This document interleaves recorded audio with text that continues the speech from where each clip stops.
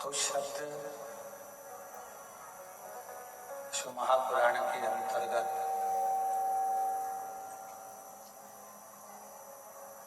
तुमरुका जी ने चंचुला देवी से कहे।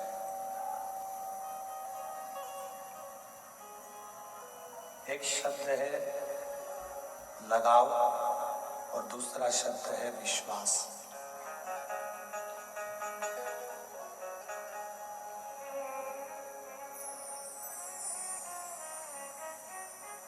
और ये दोनों शब्द आपके और हमारे जीवन को सार्थक करने वाले हैं। एक शब्द है लगाव और दूसरा है विश्वास।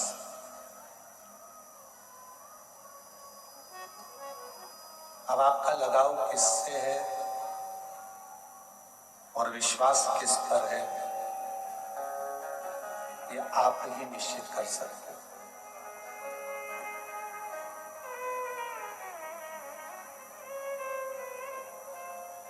भगवान तुमरुका जी ने चंचुला देवी से कहा, चंचुला,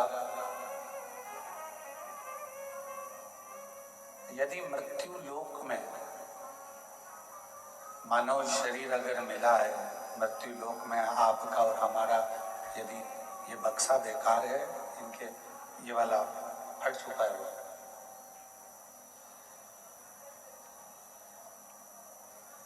मृत्यु लोक में यदि आपका और हमारा विश्वास पक्का है, निश्चित है, और दूसरे नंबर पर है आपका लगाव शिव के प्रति है और विश्वास भी पूर्ण दृढ़ता के साथ है, तो शिव महापुराण की कथा कहती है कि शिव एक ना एक दिन करुणा जरूर करते हैं, दया जरूर करते हैं।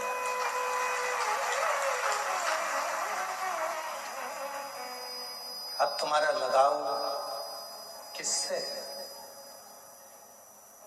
हम कभी अपनी व्यासपीठ से यह नहीं कहते कि आप परिवार में लगाव मत रखो, या अपने बच्चों में लगाव मत रखो, या अपने कुटुंब में लगाव मत रखो।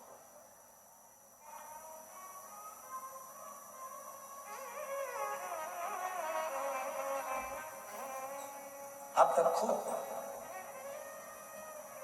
परिवार में भी लगाव रखना जरूरी है, कुटुंब में भी, रिश्तों में भी, नातों में भी, सब में लगाव रखना बहुत जरूरी है।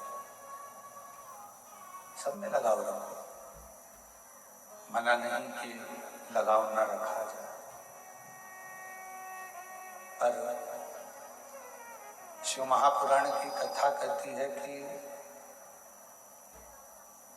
एक लगाव तुम्हारा शिवालय से भी होना चाहिए, मंदिर से भी होना चाहिए, और अपने सनातन धर्म से भी होना चाहिए।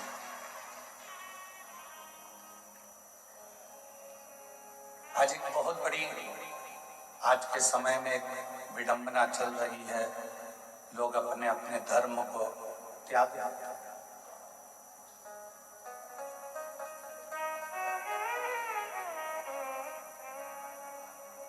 और यदि देखा जाए तो पूरे विश्व में केवल एक ही धर्म है, और वो सनातन धर्म है। बाकी के तो जितने भी लोग जिनको धर्म कहते हैं कि ये धर्म है, वो धर्म है, वो मजहब है, उसको हम धर्म नहीं कह सकते। धर्म केवल एक सनातन धर्म है, और उस सनातन धर्म की पाठशाला कहीं दूसरी जगह नहीं है। सनातन धर्म की पाठशाला एक माँ की कोख, माँ की गोद और माँ का दिया हुआ संस्कार।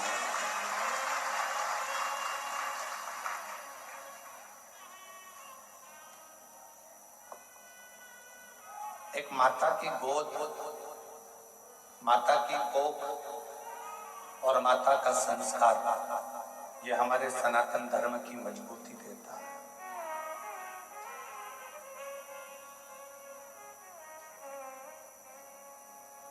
पढ़ा लिखा लड़का, पढ़ा लिखा लड़कियां, बेटा बेटी आज के जमाने में ना तो सनातन को मानने को तैयार है, ना हमारे धर्मों को, ना हमारे वेदों को, ना हमारी पुराणों को, ना हमारे शास्त्रों को मानने को तैयार।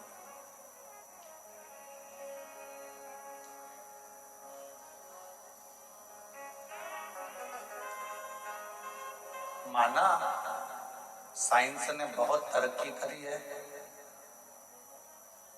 बहुत कुछ साइंस ने किया है, विज्ञान ने किया है, हम सब मानते हैं। पर साइंस से भी बड़ा अगर कुछ है तो वो मेरा देवाधिदेव महादेव है। क्यों? साइंस ने तरक्की करी, गाड़ियां, मोटर, हवाई जहाज, मेडिसिन सब कुछ बनाया, पर आज भी साइंस मौत को नहीं रोक पाया।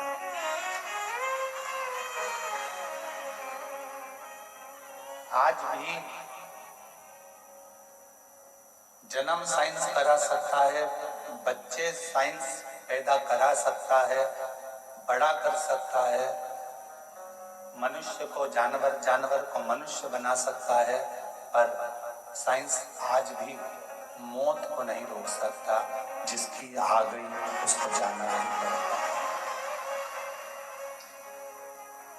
उस मृत्यु पर किसी की भी जीत नहीं।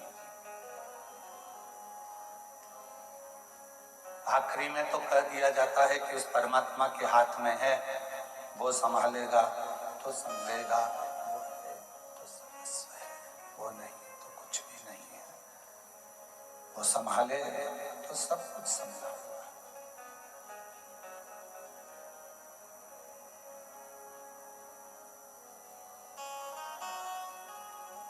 एक डॉक्टर भी आखिरी में कह देता है कि वो उस परमात्मा के हाथ में है, उसके हाथ में। हमसे कई लोग कहते हैं गुरुजी हम बहुत दुखी हैं, हमारा दुख काटने का कोई तरीका यदि आपके पास हो तो बताओ। हम उनसे कहते हैं एक लोटा जल चढ़ाओ और श्री शिवाय नमस्ते बोल। क्यों? मंत्र के जाप से उसने भी हमारे दुख को काटा है। मंत्र के जाप से, एक लोटे जल के परिणाम से, फल से उसने भी हमारी तकलीफों को काटा। तो ये निश्चित है कि वो आपके भी दुख को, आपकी भी तकलीफों को काटेगा। हमने भी भजा, आप भी भजो। हमने भी जपा, आप भी जपो। एक मार्ग प्रशस्त कर, एक मार्ग को अच्छा मजबूत बनाओ कि हम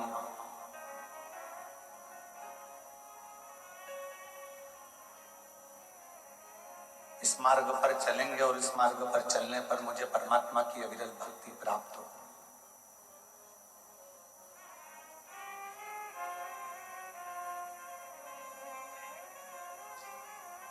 दुनिया के जितने खेल हैं उन सारे खेलों में केवल एक खेल ऐसा है शतरंज का, जिसमें कोई भी खेलने आ जाए वो अपने मोहरों से, अपने मोहरों को कभी नुकसान नहीं देता, दूसरे को ही देता। बाकी के जितने खेल हैं, बाकी के जितने क्रम हैं, बाकी के जितने भी खेल हैं, उन खेलों में भले एक दूसरे को, अपने वालों को नुकसान मिल सकता है, पर शतरंज अपने पासों से अपने पासों को नुकसान नहीं देता। किसी को खेलना आए तो ठीक है, किसी को खेलना आए तो ठीक है, किसी को आए तो ठीक, ना आए तो ठीक है। बस आप अपना कर्तव्य करते चलो। शिव महापुराण के 2 शब्द हैं, एक लगाव, एक विश्वास।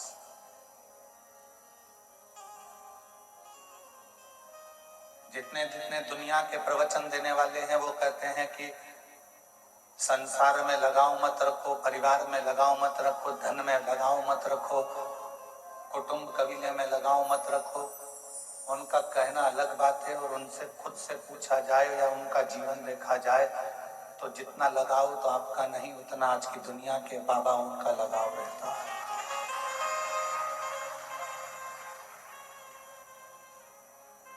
शिव पुराण कह रहे हैं, कहना सरल है कि लगाव मत रखो। इसलिए शायद शिव महापुराण में तुमरुका जी ने चंचुला देवी से कहा, तुम अपने परिवार में भी लगाव रखो, तुम अपने पति में भी लगाव रखो, तुम अपनी पत्नी में भी लगाव रखो, तुम अपने माता पिता में भी लगाव रखो, तुम अपने रिश्ते नातों में भी लगाव रखो। तुमरुका जी कहते हैं, पर इन सब के साथ में एक लगाव भगवान शंकर से, उनके शिवालय से, मंदिर से, सनातन धर्म से भी लगाव। और वो एक लगाव आपका यदि मंदिर से हो गया, बाकी के सबसे है। हम बच्चों को लगाव ना रखें ऐसा नहीं कह रहे, लगाव रखो।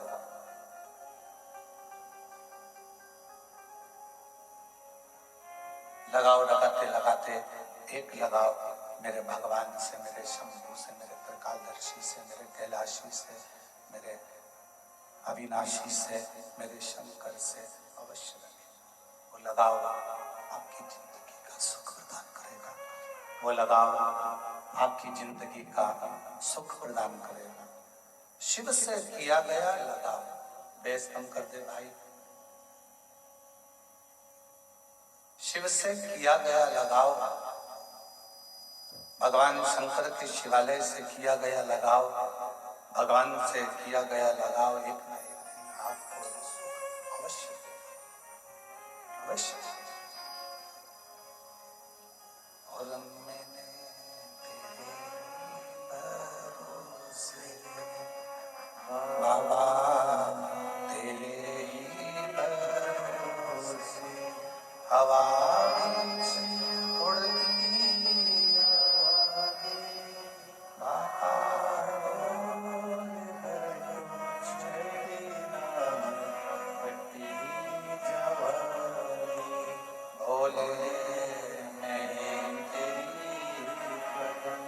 शंभो में हवा उड़ती जवानी, बाबा डोर तो छड़ी कटी भोले में शंभो में। शिव से लगाव रखो।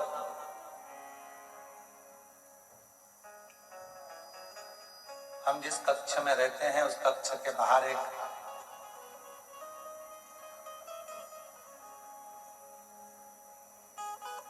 कोई बहन प्रार्थना कर रही थी शिव जी से, और बड़ी अच्छी आवाज में मां पेड़ के पास बैठकर आम के और बोल रही है।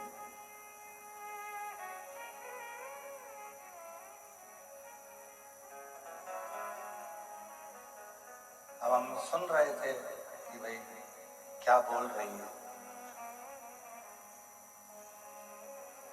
उसने भगवान शिव जी से कहा, भोलेनाथ नजर लगे ऐसा रूप देना मेरे को।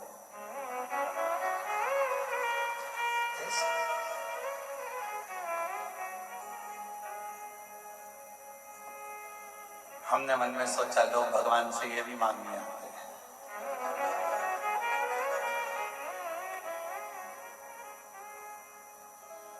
फिर बोली वो, नजर लगे ऐसा रूप देना, नजर टिके ऐसा मेरा घर देना। हमने कहा वाह, अब मन करा कि और सुनो जरा बोल क्या रहे। फिर बोलिए, लोगों की नजरों की नींद उड़ जाए ऐसा मेरा व्यापार देना, ऐसा। और फिर बोलिए, मेरे नजरों में आप बसे रहो ऐसा वर देना, ऐसी। अब इसमें उसने क्या गलत मांगा बताओ। पहले हम भी लगे थे कि बताओ क्या बोल रही है कि नजर लगे ऐसा रूप देना, नजर टिके ऐसा घर देना, और दूसरों की नजरों की नींद उड़ जाए ऐसा व्यापार देना, और मेरी नजरों में आप हमेशा बसे रहें ऐसा वर देना। ये कृपा आप।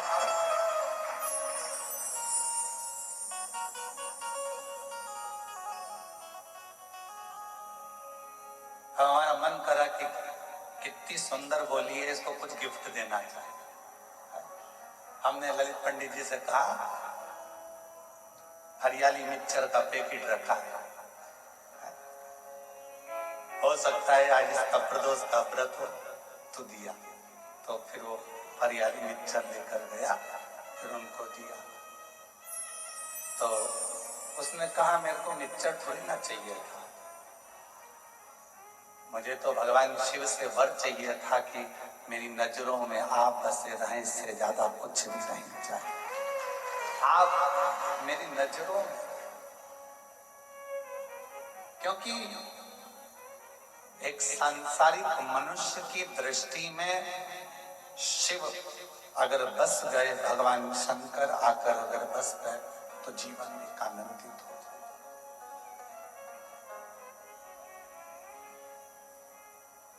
बसाओ, आपके नैनों में भी सब कुछ बसाओ, पर उसके साथ में शंकर का बसाना जरूर।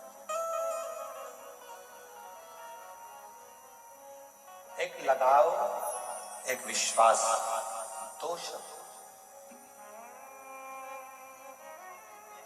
मेरे शंकर भगवान ने अपने परिवार वालों से लगाव भी रखा। ईमानदारी से बोलना, अगर शंकर जी का लगाव परिवार से नहीं होता तो अपनी धर्म पत्नी सती मां जल के भस्म हो गई और शिव जी ने तांडव रचा दिया। अगर लगाव नहीं होता तो तांडव होता नहीं।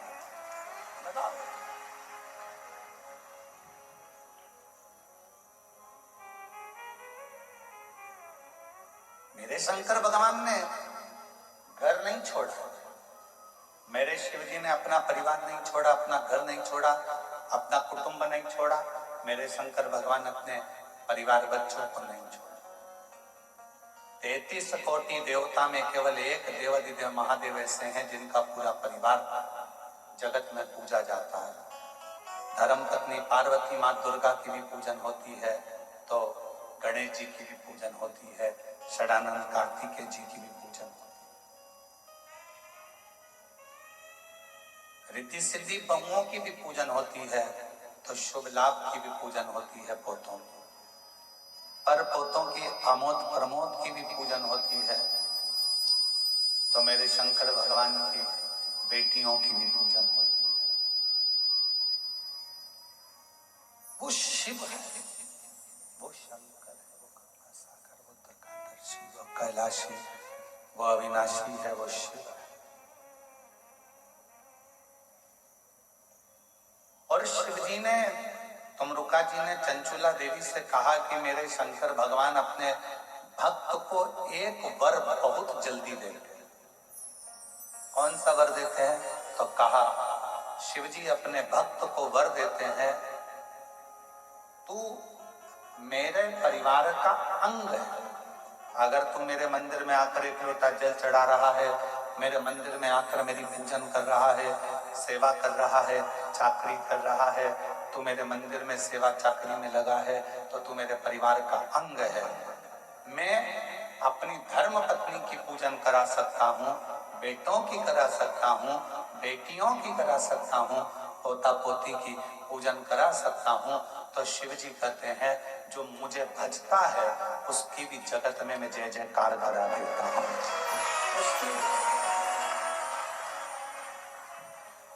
शंकर। धानी मेरे त्रिकालदर्शी, मेरे कैलाशी अविनाशी शिव, करुणा सागर, दया सागर, मेरे शंकर, मेरे शंभु। जो उसको भजता है, पूजता है, उसका भी जय जयकार वो करा देते हैं। आप खुद अंदाजा लगाओ, आप खुद स्मरण करिए, आप खुद विचार करिए।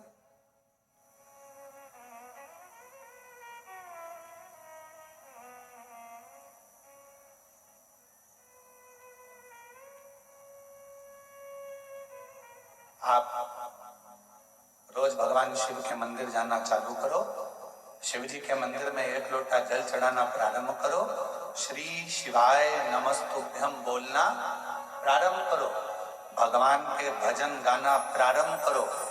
मोहल्ले में, कॉलोनी में तुम्हारा वैल्यू इतनी ऊपर हो जाएगी कि मोहल्ले में कोई भी धार्मिक कार्यक्रम होगा, सबसे पहले निमंत्रण तुम्हारे पास ही आएगा। करके देखो, प्रैक्टिकल करिए। शिव जी के मंदिर जाना चालू करो, शंकर जी का गुणगान गाना चालू करो, मंत्र बोलना चालू करो, श्री शिवाय नमस्तुभ्यम बोलना चालू करो, भगवान की विरल भक्ति को धारण करना प्रारंभ करो। धीरे धीरे मोहल्ले के लोग, कॉलोनी के लोग, मंदिर के लोग आपको सम्मान देने लगेंगे। जी जी, कल हमने प्रदोष के भजन रखे, तुम्हें तो आना ही पड़ेगा, तुम्हारे बिना हम कार्यक्रम नहीं करेंगे। कितनी वैल्यू रिश्तेदारों के लिए इतना करा, परंतु उनने ये नहीं कहा कि तुमको आना ही पड़ेगा, तुम्हारे बिना हम ये कार्यक्रम नहीं करेंगे। और मोहल्ले के, कॉलोनी के लोग, मंदिर के लोग, सोसाइटी के लोग, धर्म से जुड़े हुए लोग आपके भजन से इतने इंप्रेस हो जाते हैं, आपके स्मरण से इतने आनंदित हो जाते हैं, आपकी सेवा से, चाकरी से इतने आनंदित हो जाते हैं कि आपको बुलाया जाए।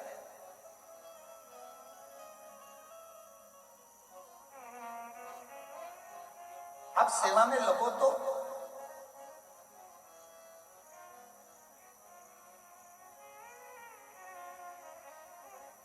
पहले हम ठाकुर जी की हवेली में सेवा करने के लिए जाते थे तो अलग से फोन किया जाता, अलग से फोन करते, वो रूठी आंटी बैठी हुई हैं अभी, वो प्रेमा भाभी, वो फोन करती अलग से, गुरु जी, महाराज जी, आपको आना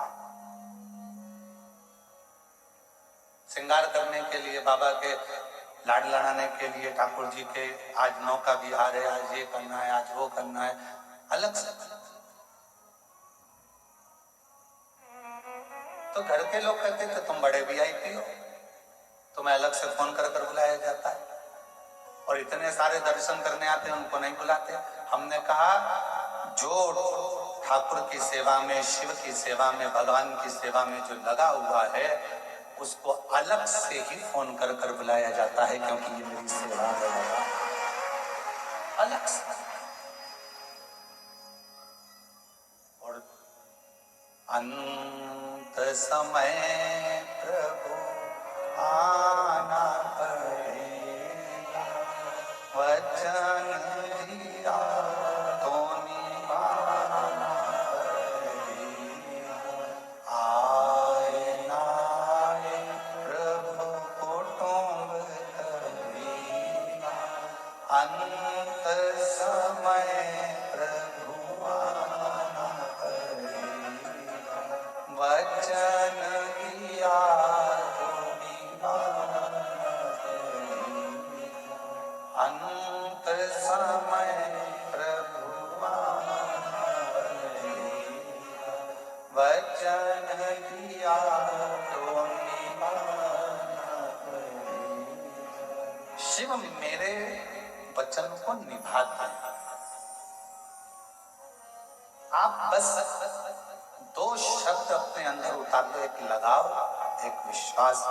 लगाव भी शिव जी से रखिए और विश्वास भी शिव पर रखिए, फिर देखिए कि मेरे शिव आपके लिए क्या क्या करते हैं, कैसे कैसे करते हैं। आप लगाव भी रखो, विश्वास।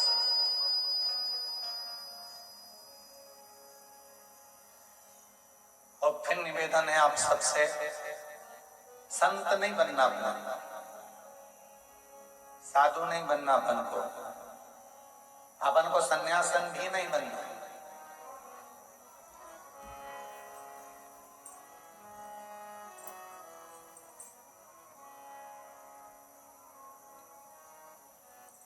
मेरी बेटियां कहती है गुरुजी मेरा मन नहीं है कि मैं शादी करूं। हम उनसे कहते हैं जरूर करो। अरे गुरुजी हमारे घर का हाल देख रहे हैं, परिवार देख रहे हैं, इन लोगों को देख रहे हैं, उन लोगों को देख रहे हैं, सब रो रहे हैं, शादी करके करेंगे क्या? हमने कहा नहीं नहीं नहीं, करो जरूर करो। क्यों? भगवान जितनी जल्दी संतों पर कृपा नहीं करता उतनी जल्दी गृहस्थी पर कृपा करता। आवाज गला पकड़ रहा है। भगवान जितनी जल्दी संतों पर कृपा नहीं करता उतनी जल्दी गृहस्थी पर कृपा करता है। साधु सन्यासी तपस्वी साधक उपासक पर जितनी कृपा नहीं करता उतनी जल्दी जो काम में लगा है, व्यापार में लगा हुआ है, घर में लगा है, परिवार के भरण पोषण में लगा है, चलते फिरते राम राम राम राम कर रहा है, भगवत नाम बोल रहा है, नाम जाप कर रहा है, भगवान उतनी जल्दी कृपा उस पर कर। संत तुकाराम जी, मीराबाई, कर्माबाई, नामदेव जी, इन सबको देखो, सबको देखो।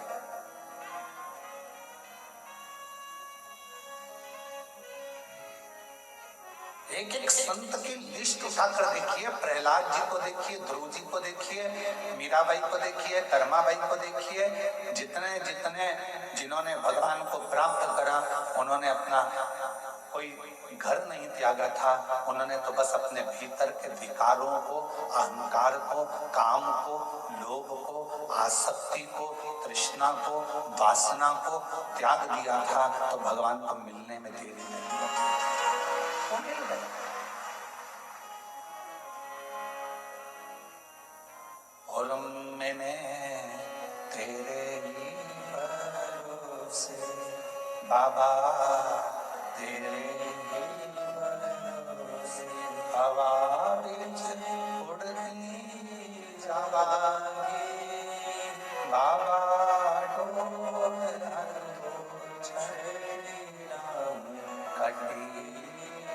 स्पीकरों को थोड़ा कम कर दो, हट से रहे हैं। मैं तेरी शंभो, मैं तेरी हवा बीच उड़ती जावांगी बाबा,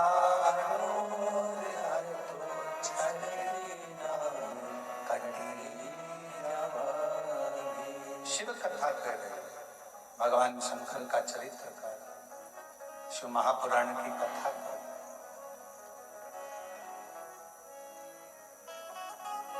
कभी गलत मार्ग की ओर मत जाओ, सद्विचारों से आनंदित रहो, अच्छे विचार अपने भीतर ले। शिव महापुराण के रुद्रखंड में एक बात कही गई कि जैसे जैसे कलिकाल बढ़ता चले जाएगा वैसे वैसे लोग अपने अपने मत संसार के सामने रखते चले जाएंगे।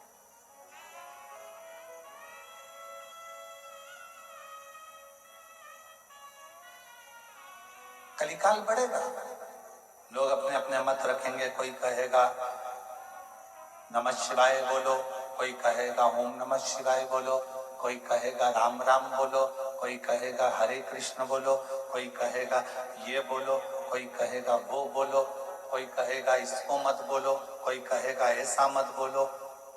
जैसे जैसे कलयुग बढ़ता चले जाएगा, जैसे जैसे कलयुग बढ़ेगा वैसे वैसे लोग अपना अपना मत रखें। अब दुनिया के लोग अपना मत रख रहे हैं तो तुम भी अपना मत रखो।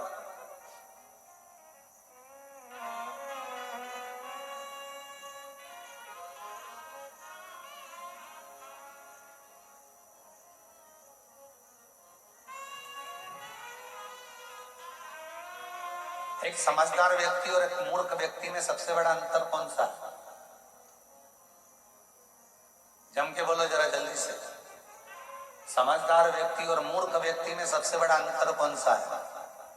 समझदार व्यक्ति और मूर्ख व्यक्ति में सबसे बड़ा अंतर है, मूर्ख व्यक्ति के कान में कोई भी कुछ भी आकर भर कर चले जाता है और वो भड़क जाता है, और समझदार व्यक्ति पहले सोचता है, विचारता है, फिर उसका जवाब देता है, भड़कता नहीं है। ये समझदार और मूर्ख व्यक्ति के अंदर अंतर है। अब उसमें संसार के लोग, आप लोग, हम, आप कौन हैं, ये आपके और हमारे ऊपर निर्भर करता है। किसी ने कुछ कहा, आप भड़क गए। किसी ने कुछ बोला, आपको आग लग गई। किसी ने कुछ कहा, आपने तुरंत क्रोध कर दिया। किसी ने कुछ बोला, आपने अपशब्द कह दिया। ये मूर्खता है, ये मूर्ख व्यक्ति की निशानी। और समझदार व्यक्ति की निशानी, अगर किसी ने कुछ कहा है तो पहले उस पर विचार किया जाए, समझा जाए। 2 दिन, 5 दिन, 7 दिन, 3 दिन, 4 दिन, 1 दिन उस पर विचार करो, थोड़ा समझो।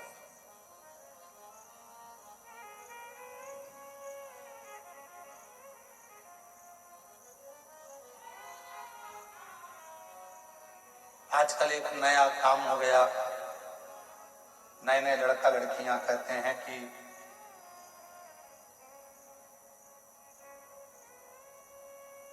गलत भोजन में, नॉनवेज में दिक्कत क्या। मैं उन बेटा बेटियों से कहूंगा, कभी एक बार शिव महापुराण में नहीं पढ़ सकते तो एक बार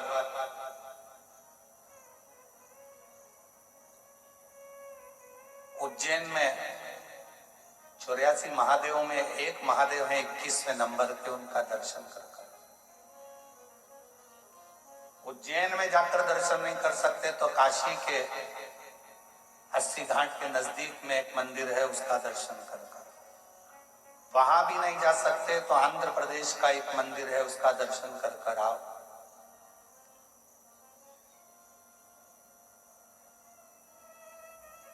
जिस मंदिर का नाम कुकरेश्वर महादेव। क्या नाम है भगवान का? कुकरेश्वर महादेव। अब कुकर किसको कहा जाता है? भगवान शिव का एक नाम कुकरेश्वर महादेव पड़ा, कुकर किसको कहा जाता है? कुकुट किसको कहते हैं? कुकटेश्वर महादेव उनका नाम पड़ा तो कुकुट किसको कहते हैं? कहा मुर्गे को कहा जाए। किसको कहते हैं? जम के बोलो जरा। मुर्गे को। कुकुट किसको कहते हैं? मुर्गे को। तो शिव जी का नाम कुकरेश्वर महादेव कैसे हो गया? 84 महादेवों में से 21वें नंबर के महादेव हैं कुकरेश्वर महादेव, जो कि राम घाट के पास में उज्जैनी अवंतिकापुरी में विराजमान। कुकरेश्वर महादेव काशी में 80 घाट के नजदीक में विराजमान है। कुकरेश्वर महादेव स्वयं आंध्र प्रदेश में विराजमान, कौड़ी जी के पास। कैसे नाम पड़ गए? जो लोग कहते हैं कि नॉनवेज अच्छा है, जो लोग कहते हैं कि मांसाहार ठीक है, जो लोग कहते हैं ऐसा ठीक है, जिनकी बुद्धि में आजकल के जमाने में बिठा दिया जाता है कि गलत भोजन करो, गलत भोजन करो, गलत भोजन करो। मेरा उनसे निवेदन है, एक बार हमारे बाबा के दर्शन भी करो।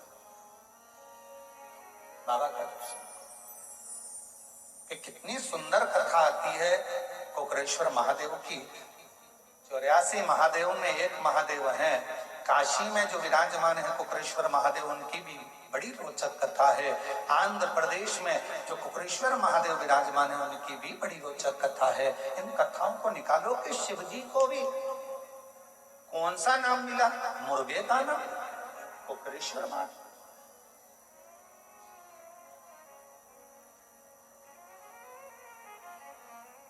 कोई उनको कुकटेश्वर महादेव कहता है, कोई उनको कुकरेश्वर महादेव कहता है। ऐसा नाम क्यों रखा?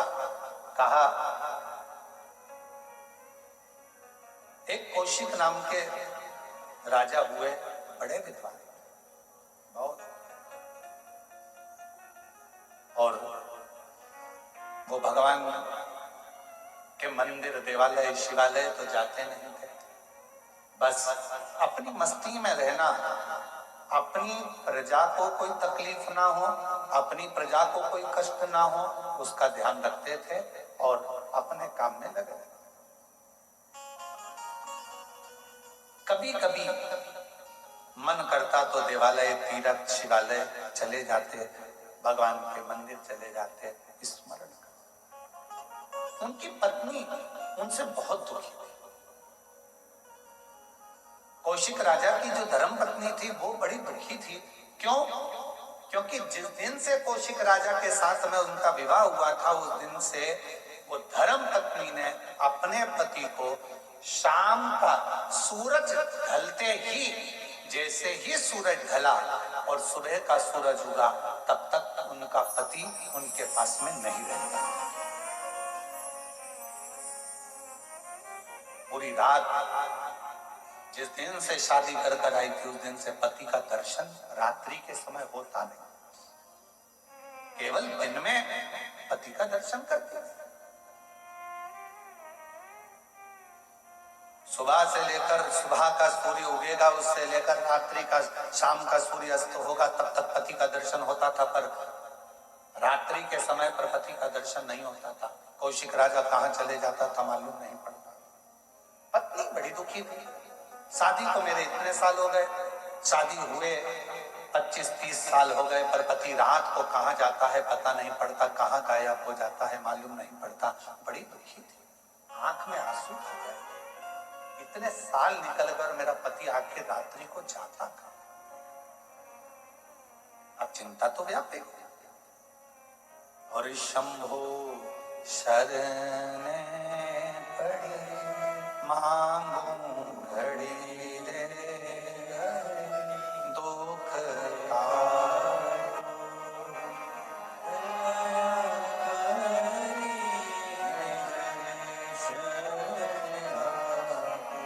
ओ शंभो शरण मांगू घड़ी रे, दुख का दया।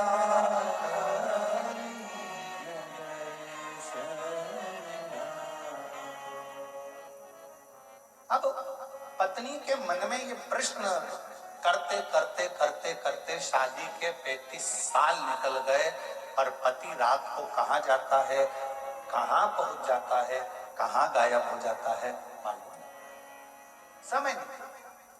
आज 35 साल के बाद पत्नी का हृदय भीतर से रोया और आज मरने की प्लानिंग कर ली कि अब मुझे रहना नहीं है इस पति के साथ, मुझे अब इस पति के साथ नहीं रहना, जो 35 साल से रात्रि को ना जाने कहां गायब हो जाता है पता नहीं पड़ता। अब मैं इसके साथ नहीं रहूंगी।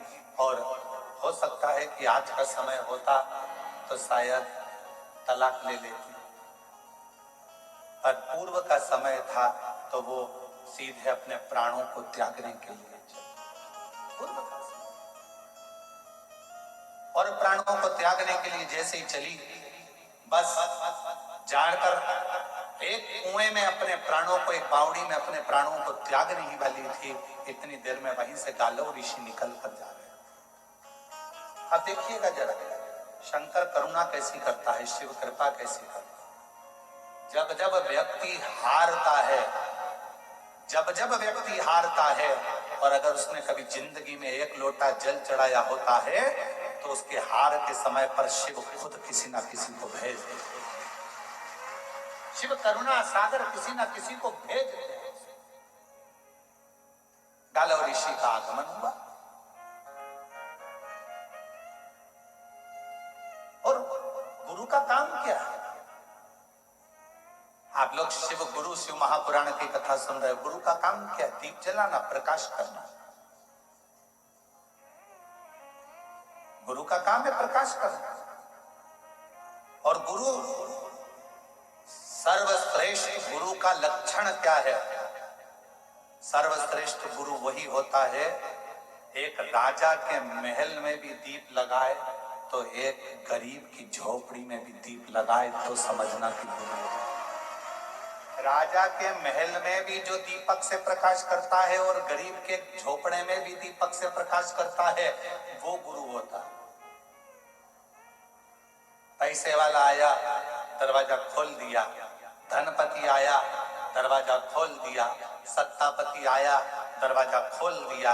मालूम पड़ा कि वैभवपति से, धनपति और सत्तापति से तो मिलने की तमन्ना होती है, और कोई गरीबड़ा साधारण सा आ गया तो ठोकर मार कर चलती है, धक्का देकर चलती है। वो श्रेष्ठता नहीं, वो श्रेष्ठता नहीं।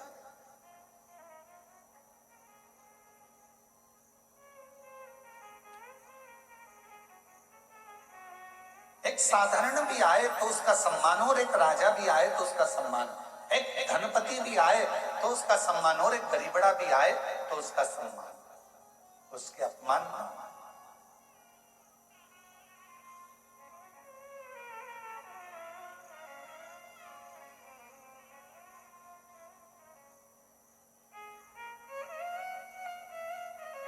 एक नम्रता के साथ में, एक गुरु का सर्वश्रेष्ठ कर्तव्य, गुरु का सर्वश्रेष्ठ लक्षण ही यही है कि राजा के महल में भी दीपक से प्रकाश कर रहा है तो गरीब के घर में भी दीपक से प्रकाश करे, दोनों का। क्योंकि दिया जो होता है वो ये नहीं देखता है कि राजा का महल है कि गरीब का झोपड़ा है, दीपक तो प्रकाश करना जानता है। उसी तरह गुरु गुरु होता है, वो सर्व जगत में प्रकाश करना जानता है। वो ये नहीं कि मैं इसको ज्ञान नहीं दूंगा, ये ऐसा है वो वैसा है। शिव महापुराण की कथा कहती है, जिनको किसी ने नहीं अपनाया, जिन भूत प्रेत चुड़ैल भूतनी डाकनी पिशाचनी, जिनको दुनिया के लोगों ने धुतकारा, जिनको दुनिया के लोगों ने, कोई अपने घर की शादी में भूत को नहीं बुलाता, प्रेत को नहीं बुलाता। लोग अपने घर की शादी में देवी देवता नौते, जगत जननी दुर्गा भवानी की पूजन करो, माता पूजन है। लोग पत्रिका में लिखाते हैं, शादी की पत्रिका छपती है, उसमें लिखते हैं माता पूजन, मंडप, गणेश पूजन। तुमने कभी पत्रिका में देखा भूत पूजन, डाकनी पूजन, चुड़ैल पूजन, पिशाचनी पूजन? कभी तुमने पढ़ा? जम के तो बोलो नहीं। क्यों? इनको कोई बुलाते नहीं। अभी इनको कोई नहीं बुलाता तो भगवान शंकर ने विचार करा, जिनको कोई नहीं बुलाता उनको मैं बुलाऊं। मैं, जिनको कोई नहीं पूछता उनको मैं पूछूं। बड़े बड़े को तो दुनिया बुला लेती है, आजकल एक फैशन चला है कि इनको बुलाओ अपना नाम चलेगा, उनको बुलाओ अपना नाम चलेगा। एक से बढ़कर एक ढेरों सेलिब्रिटियों को बुलाया जाता है जिससे अपना नाम चले, पर मेरे शंकर से बड़ा दुनिया में कोई सेलिब्रिटी हो ही नहीं सकता। मेरे शिव से कौन नाम चलेगा, अपना नाम चलेगा, अपना वैभव बढ़ेगा, अपना वैभव बढ़ेगा ना। शिव महापुराण की कथा कहती है, भगवान शंकर तैयार हुए, दूल्हा बने, और उन्होंने सबसे पहला काम भगवान ब्रह्मा और विष्णु से कहा, तुम्हारे बारातियों को आगे ले जाओ, मना नहीं है, पर मेरे बाराती अब आएंगे, तुम घबरा जाओगे। डमरू खड़का कर उन्होंने बुलाया, डाकनी पिशाचनी चुड़ैल भूत भयंकर। किसी की एक आंख थी, किसी की 12 आंख थी, किसी के 12 मुंह थे, किसी के 10 मुंह थे, अलग अलग। पांव की तो पूछो ही मती, किसी के हजारों और किसी का एक भी नहीं। और जिसका एक भी पांव नहीं था उसको एक जगह बिठा देते थे, और दूसरा भूत आकर उसमें लात मारता था तो वो देवताओं में जाकर भरा जाता था। देवता देखकर घबरा जाते थे तो वो आगे भाग जाते थे, फिर दूसरा आता था तो वो देखता था, फिर ये रुक गया, फिर उसने लात दी गेंद की तरह, फिर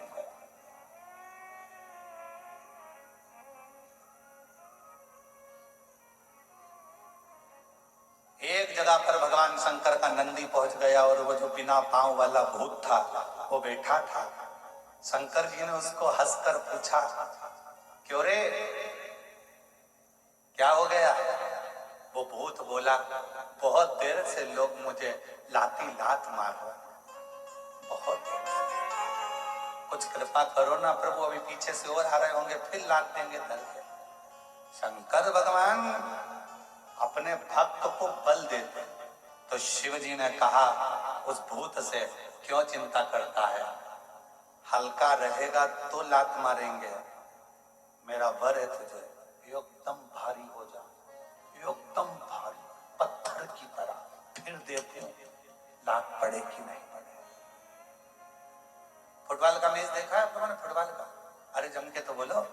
फुटबॉल के मैच में एक अकेली फुटबॉल को इधर से भी लात, उधर से भी लात, इधर से भी लात, उधर से भी लात मारी जाती है। क्यों मारी जाती है? क्योंकि वो अंदर से खाली होती है। अगर वो फुटबॉल में रेत भर दी जाए, पत्थर भर दिया जाए, तो किसी के बाप में दम हो तो मार के बता। फुटबॉल खाली है तो लात पड़ रही है, भरा गई तो किसी में दम नहीं कि लात मार दे। शंकर भगवान हमेशा बल देते हैं। शिव जी ने कहा चिंता मत कर, अब कोई लात मारे तो उससे पहले मेरा नाम लेके कल्ला चिवड़ा कर कठोर बनकर बैठ जाना, फिर लात नहीं पड़ेगी। तो कहा प्रभु फिर मैं आपकी बारात में चलूंगा कैसे? शिव जी कहते हैं जब इतना बल अंदर से आ जाएगा कि तू पत्थर की तरह हो जाएगा, तो अपने बल पर हाथ से चलकर आएगा, चिंता मत कर, चलेगा, तोड़ेगा। और वही हुआ, पीछे से एक भूत आया, उसने जो लात दी, लात देते से उसकी लात टूट गई। उसने सोच लिया अब अपन में इतना बल आ गया है तो अपने हाथ किस काम का आएंगे। उसने पांव की जगह हाथ से चलता चलता भगवान शिव की बारात में पहुंचा है, क्योंकि शिव बल प्रदान करते हैं। सबसे बड़ा बल देने वाला एक ही है, वो महाबलेश्वर देव महादेव।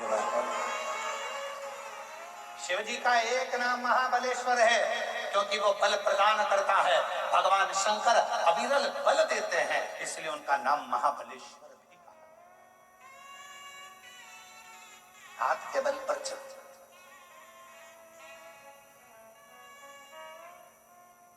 कई लोग बहुत रोते हैं, अब हमारा क्या होगा रे भगवान, अब हमारा क्या होगा रे भगवान। भगवान कहता है क्यों चिंता करते हैं, जगत पर विश्वास कर देखा था, उसने धोखा दिया।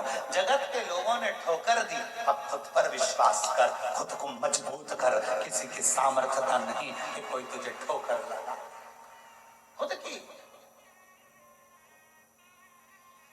अपने आप को बुलंद करिए, दूसरे की चमक से कभी मत चमको, अपनी चमक बरकरार रखो। दूसरे की चमक से नहीं, अपनी चमक बरकरार रखो।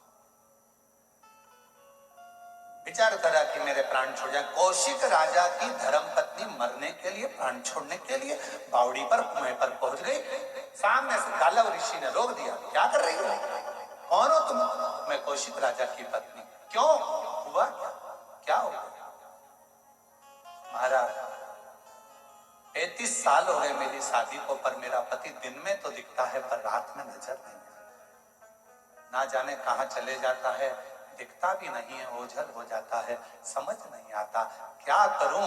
इतने में गालव ऋषि ने उस बेटी का सांत्वना देकर कहा चल तू मेरे आश्रम में चल, मैं तुझे एक उपदेश देता हूँ। आश्रम में ले गए, उसको फल दिया, खाने को बिठा दिया और कहा क्यों चिंता करती है, क्या बात है? उसने कहा बात केवल इतनी है, मेरी शादी को 35 साल हो गए, मेरा पति दिन में तो दिखता है पर रात में नजर नहीं।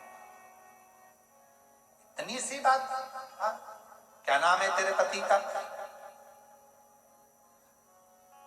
राजा कौशिक मेरा पति। राजा कौशिक, वो तो बड़ा विद्वान है, बड़ा विद्वान है, हाँ, भक्त भी है, हाँ, उसके साथ ऐसा होता है, हाँ। तब गालव ऋषि ने शिव जी की आराधना कर कर और मानसिक शिव की पूजन कर कर शंकर भगवान से पूछा बाबा आप बताओ कि ये क्या हुआ? शिव की आज्ञा हुई, ध्यान लगाकर देखा तो गालव ऋषि ने कौशिक राजा की पत्नी से कहा तेरा पति पूर्व समय में राजा विदुरथ का बेटा था। एक राजा हुए हैं विदुरथ, उनका पुत्र पूर्व समय में तेरा पति राजा कौशिक पूर्व समय में राजा विदुरथ का बेटा था और इतना सुंदर था, इतना सुंदर था, सारे ठाट उसके हाथ में थे, सारी स्त्रियों का भोग भी वो भोगता था, सारे साज का भोग वो भोगता था, पर एक गलत काम वो करता था। क्या? कि वो सुबह से लेकर शाम तक मुर्गा को मारकर, कुक्कुट को मारकर उसके मांस का भक्षण करता था, उसके मांस का भक्षण करता था।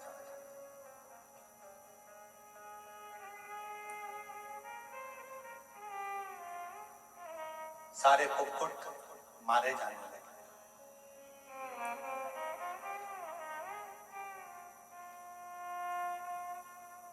प्राण छूटने लगे सारे मुर्गाओं के, सारे कुक्कुटों के।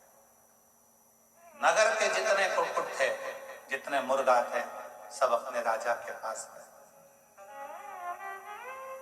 राजा का नाम था, मुर्गाओं का, कुक्कुट का जो राजा होता है उसका नाम होता है ताम्रचूर्ण। क्या नाम है? ताम्रचूर्ण। कुक्कुट का राजा, मुर्गा के राजा का नाम है ताम्रचूर्ण। ताम्रचूर्ण राजा के पास में गए, महाराज वो विदुरथ राजा का बेटा हमको मार मार कर खाता जा रहा है और हम सब कष्ट में हैं, कुछ करिए। ताम्रचूर्ण नाम का जो राजा था, मुर्गों का, जो कुक्कुटों का राजा था, वो भगवान का विरल भक्त था।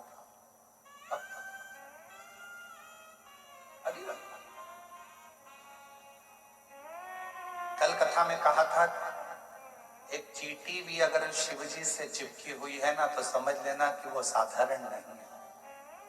एक चींटा शंकर भगवान के शिवलिंग के पास में चिपक कर बैठा है तो वो साधारण नहीं है।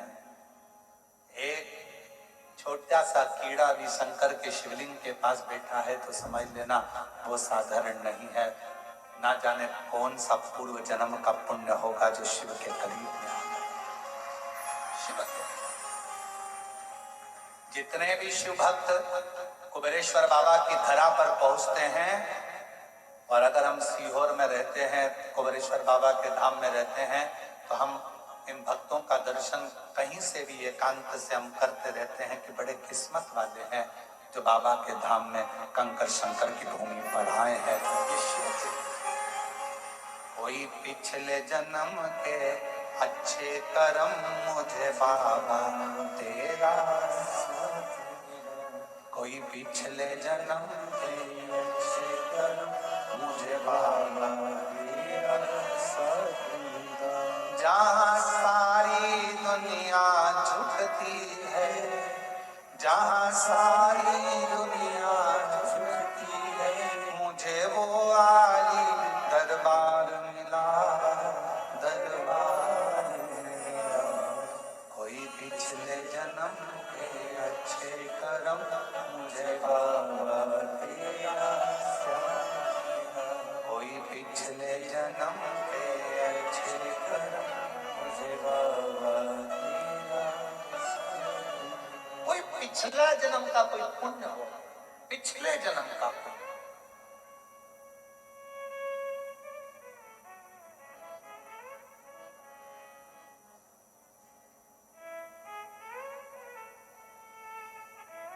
और पिछले जन्म का कोई पुण्य होगा जो आप शंकर जी के इस कुबेरेश्वर धाम में आकर बैठे।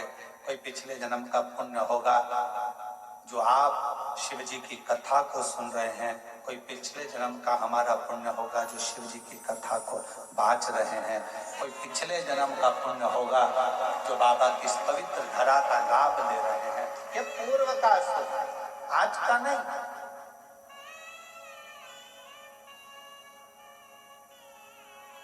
ताम्रचूर्ण मुर्गों का राजा, कुक्कुटों का राजा, शिव जी का बड़ा भक्त था।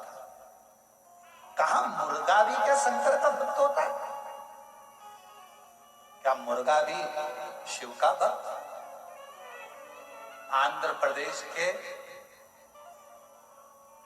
कुकुरेश्वर मंदिर में जाकर पूछना तो वहां बताया जाएगा कि गया सुर यज्ञ पूर्ण करे, उसके लिए भगवान शंकर मुर्गे का रूप रहकर पूक भर देते हैं।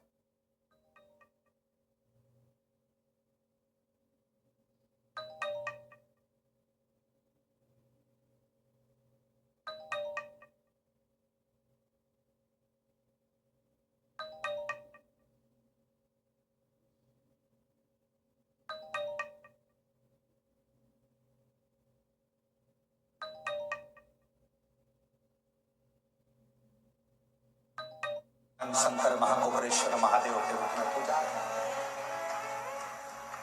कभी जाकर देखिए। कई लोग तो काशी में भी रहते हैं, तो काशी में भी भगवान शंकर के जो अविरल मंदिर हैं, बहुत सारे बहुत मंदिर हैं काशी में, छोटे छोटे, जिनका स्मरण लिंग पुराण में आता है, स्कंद पुराण में आता है, और सुंदर कथाओं का लाभ। आप जो कथा सुन रहे हैं, ये कथा भी स्कंद पुराण के काशी खंड के 53वें नंबर के अध्याय की है। और यही कथा अवंतिका खंड स्कंद पुराण में भी वर्णन करी गई। यही कथा आप लाखों की संख्या में आए हो भगवान शिव की अविरल भक्ति को श्रवण करने के लिए। बस लोग कहते हैं सीवर वाले महाराज जी ना जाने कहां से कथा बाजते हैं, ना जाने कहां से कथा बोलते हैं। तो सबसे निवेदन है, हम केवल शिव महापुराण ही नहीं, सारी पुराणों का सार लेकर जहां जहां से शिव को लिया जा सकता है, जहां जहां से मेरे उघड़दानी से कुछ सीखा जा सकता हो, जहां से मेरे शंकर भगवान करुणा कर सकते हैं, वहां वहां से शिव की पवित्र कथा का लाभ आप तक पहुंचाने का प्रयास किया जाए। पूरा प्रयास ये करा जाता है कि शंकर जी की कथा आप तक पहुंचे। एक एक स्कंद पुराण हो, चाहे लिंग पुराण हो, चाहे नर्मदा पुराण हो, चाहे भविष्य पुराण हो, कूर्म पुराण हो, चाहे नारद पुराण हो, चाहे जो पुराण हो, वामन पुराण, वराह पुराण, जो पुराण, उसका सबका सार आप तक पहुंचे।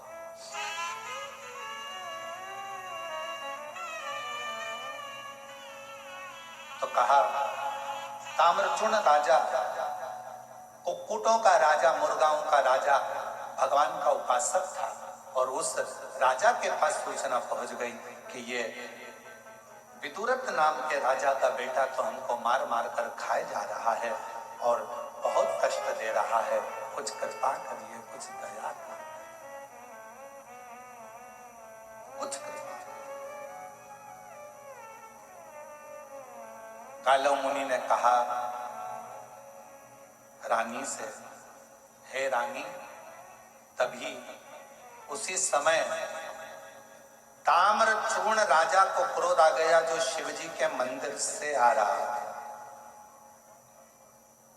जो शंकर की आराधना में डूबा रहता है, शिव की उपासना में डूबा रहता है, भगवान शंकर की आराधना में जो डूबा रहता है, धीरे धीरे धीरे धीरे शिव का अंश का भाव, उसमें एक अंश मात्र का शिव करुणा का भाव आने लगता है, और उसकी वाणी भी सिद्ध हो जाती है।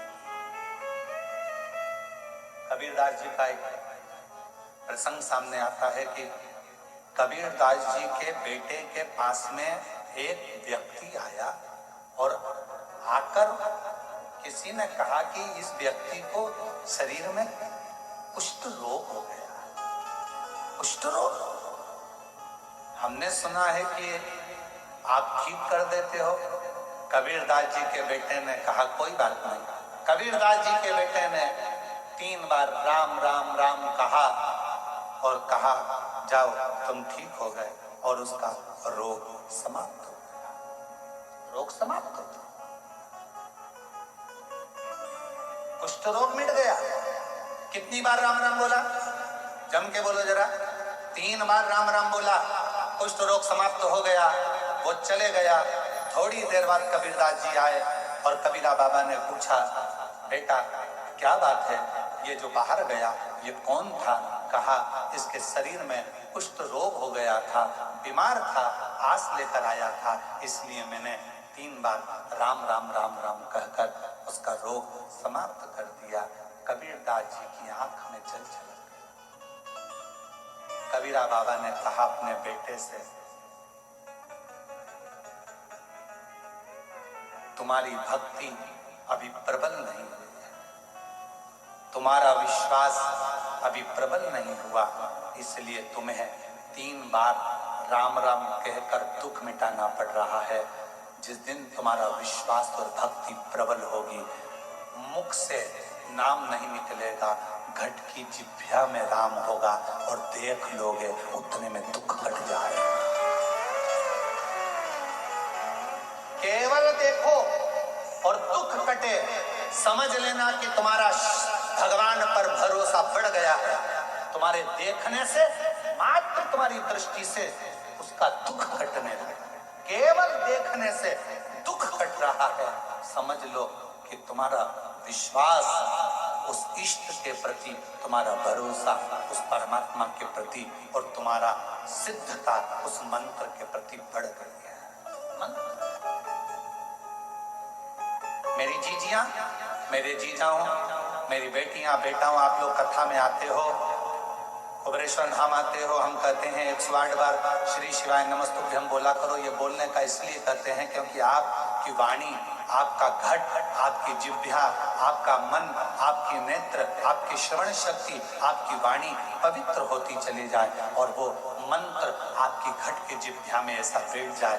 जब आप कुबेरेश्वर धाम से जाओ, कथा सुनने के बाद जाओ, तो आप जिसको देख लो उसकी जिंदगी सफल हो जाए, उसका दुख कट जाए, तो समझ लो कि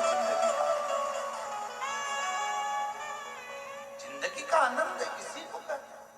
कबीरदास जी ने अपने पुत्र से कहा, तुझे 3 बार राम राम कहना पड़ा, जरा विचार कर, मतलब तेरी सिद्धता पूर्ण नहीं हुई है, अभी सिद्ध कर।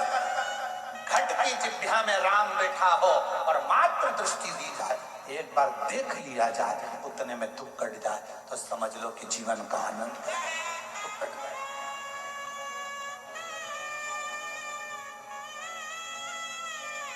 और मेरे भोले तेरा सहारा है, मेरे भोले तेरा सहारा है, मेरी नैया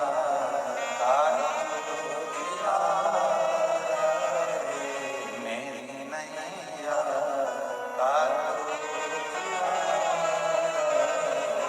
मेरे बाबा तुझे पुकारा है, मेरे बाबा तुझे पुकारा है, मेरी नैया का तू किनारा, मेरी नैया का तू किनारा।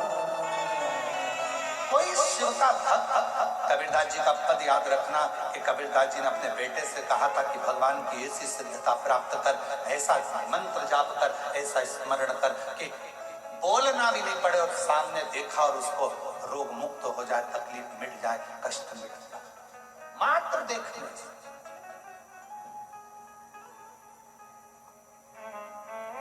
और कृपा की न होती जो आग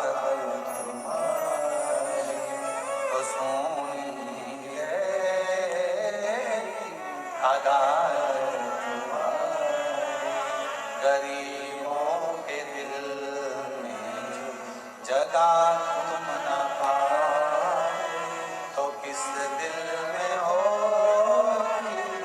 ये बात।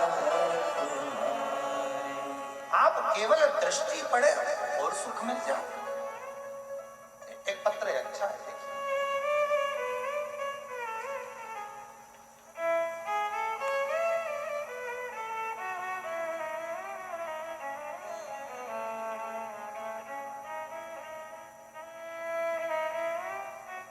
मैं सीहोर की बेटी हूं, आरती नामदेव वर्मा, कहीं बैठी हैं आप ही हैं? इंदौर नाका बजरंग कॉलोनी की रहने वाली। मेरी शादी को कई साल हो गए थे, संतान का सुख नहीं था, सब तरह का इलाज करवाया पर औलाद नहीं। गुरुजी जगह जगह डॉक्टरों को दिखाया, इलाज भी जगह जगह डॉक्टरों को दिखाया, इलाज भी करवाया, पर कोई आराम नहीं। फिर मुझे मेरी बहनों को और मम्मी ने आपकी कथा के बारे में बताया। फिर मैंने टीवी पर कथा सुनना प्रारंभ करी। बड़े प्रसन्न भी हुए कि हमारे सीहोर के हैं आप, और कथा का भाव। गुरुदेव आंकड़े की जड़ का प्रयोग किया, और प्रयोग करने के बाद भी जब कोई रिजल्ट सामने नहीं आया, तब मेरी माँ ने कहा तू एक बार सीहोर आ। यहीं इंदौर नाके से गुरुजी रोज कुबेरेश्वर धाम के सामने से निकलते हैं, यहाँ से आते हैं, यहाँ से जाते हैं। एक बार खड़ी होकर हर हर महादेव चिल्लाना तो ध्यान तो जाएगा, निगाह तो पड़ेगी। तब मैं आई, बाबा के धाम पूजन भी करी कंकर शंकर की, आप मिले नहीं। फिर सफेद आंकड़े की जड़ फिर बन गई। बाहर खड़े होकर आप निकल कर गाड़ी से जा रहे थे, मैं चिल्ला कर बोली तो आपकी दृष्टि पड़ी। गुरुदेव पशुपतिनाथ का व्रत किया और बाबा की ऐसी कृपा हुई कि कई सालों के बाद 17 सितंबर 2022 को पुत्र रत्न की प्राप्ति हुई। मैं बाबा को प्रणाम। कबीरा का वो शब्द स्मरण रखिएगा, आपके लिए आप भी अगर शिव नाम को जप रहे हो, भगवान की विरल भक्ति कर रहे हो, एक लोटा जल चढ़ा रहे हो, शिव का भजन कर रहे हो, वहां से निकल कर भी जा रहे हो, तो ना जाने कितने जीवों का कल्याण करते जाए। एक पत्र और इच्छा।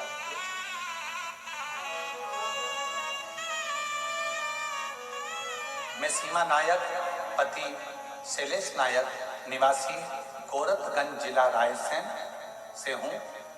मैं बाबा का क्या वर्णन करूं। मेरी शादी को 19 साल हो गए थे। मेरे यहाँ पर 2 बेटियां, एक 18 साल की है, दूसरी 14 साल की। पर एक स्त्री को जो सम्मान मिलना चाहिए, क्या पता दुनिया के लोग क्यों ऐसे होते हैं गुरुदेव कि लड़का होने पर सम्मान करते हैं पर लड़की के बाद सम्मान नहीं करते। ये दुनिया की रीत है भाई। पर मेरा आपसे निवेदन है, जहां बैठे हैं आ सकते हैं बेलपत्र लेने के लिए, पर निवेदन करूंगा, बेटा होने के बाद लोग कहते हैं सम्मान मिलता है, पर मेरी दृष्टि कहती है जो सम्मान बेटी होने के बाद देवलोक में मिलता है वो सम्मान कहीं नहीं। ये दुनिया की गलत सोच है, गलत विचार है कि बेटा होना चाहिए, बेटा होना चाहिए। अरे भाई, बेटा एक कुल को और बेटी 2 कुल को तारती है। गुरुदेव 18 साल की बेटी हो गई तो भी लोग ताना देते थे, 2 लड़की है, 2 बेटियां हैं, बेटा नहीं, बेटा नहीं। ना जाने क्यों लोग अलग से छिटक देते हैं। ऐसा लगता है कि क्या बेटी का होना श्रेष्ठ है। तब किसी ने कहा कि सियोर वाला महाराज की कथा टीवी पर आती है, सुना करो। तब मैंने 2023 में पति के साथ 1 लोटा जल चढ़ाना चालू करा। 2024 में सीहोर आ गई, महाशिवरात्रि रुद्राक्ष महोत्सव 7 दिन इसी पंडाल में बैठकर कथा सुनी, पशुपतिनाथ का व्रत किया, बाबा से प्रार्थना करी और बाबा ने मेरी सुन ली। मेरी बेटी एक 18 साल की है, एक 14 साल की है, और बाबा की कृपा से आज 2024 दिसंबर के महीने में मेरे बाबा ने सबका मुंह बंद कर दिया, मुझे लड़का दे दिया। मैं बाबा को प्रणाम करता हूं। बेटे का फोटो भी लगा रहे, कहीं बैठी हो तो आ सकती हैं, जिन जिन के नाम लिए जा रहे हैं वो आ सकते हैं। सीहोर वाली बेटी भी आ सकती है। एक पत्र और बड़ा सुंदर,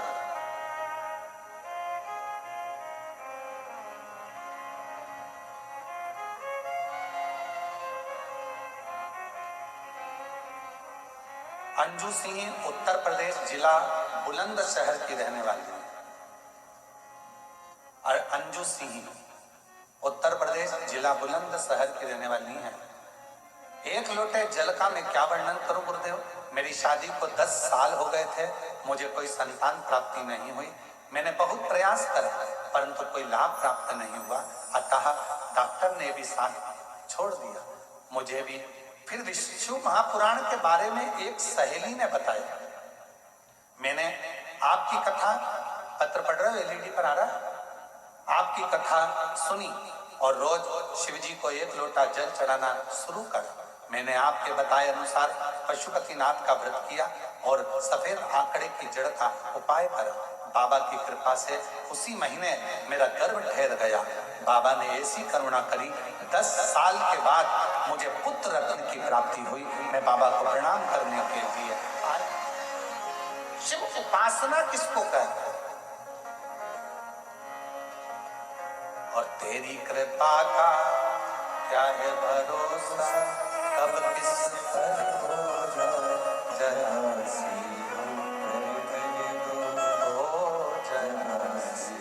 एक पत्र और है, अच्छा है, देखिए।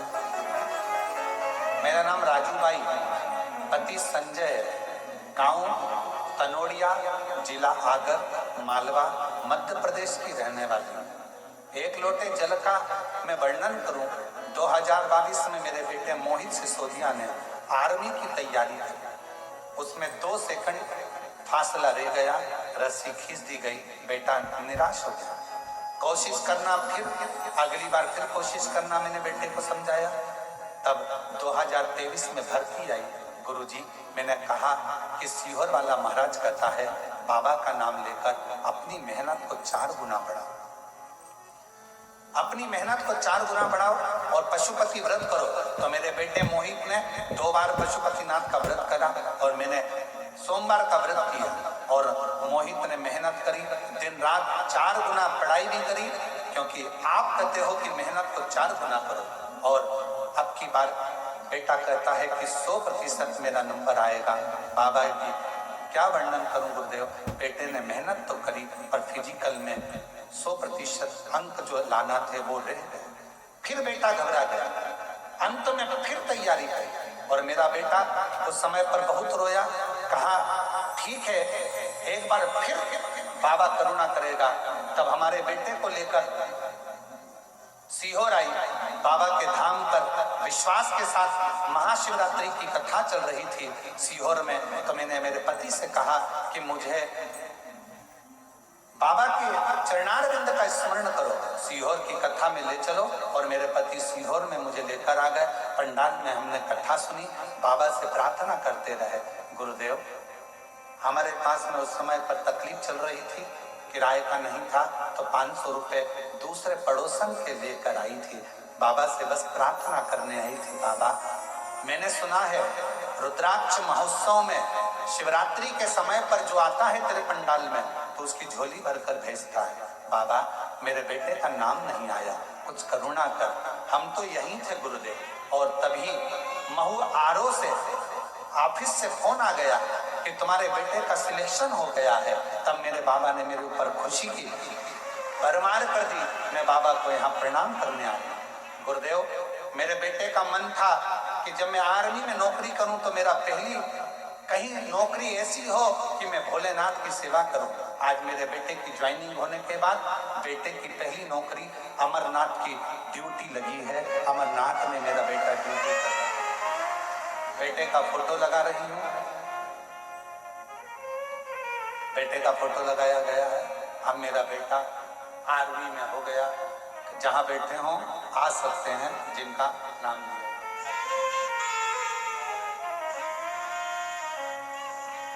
और तेरी कृपा का क्या है भरोसा, कब किस पर हो जाए जरा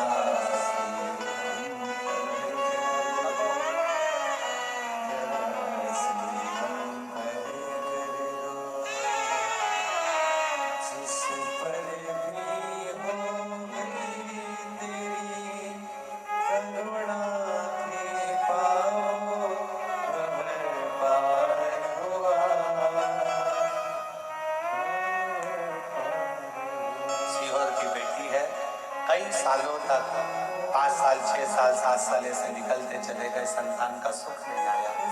तब शिव से प्रार्थना करी, बाबा से करुणा करी, और शिव कृपा से कई वर्षों के बाद बाबा ने झोली भरी है। शिव की कृपा इस पर भी हो गई कृपा करुणा।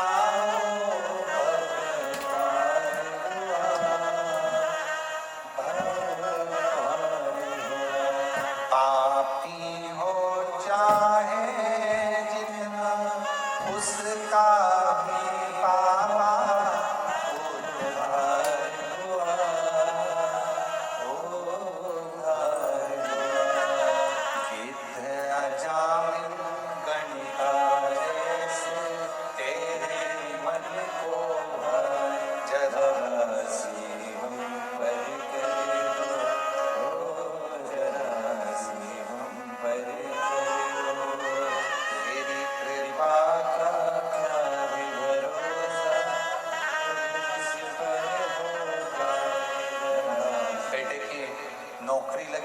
जोरदार ताली बजाकर स्वागत करें आर्मी में। और अभी ड्यूटी लगी है बाबा अमरनाथ जी के चरणों में, एक बार जोरदार ताली बजाकर स्वागत। एक बाबू विश्वास, भरोसा,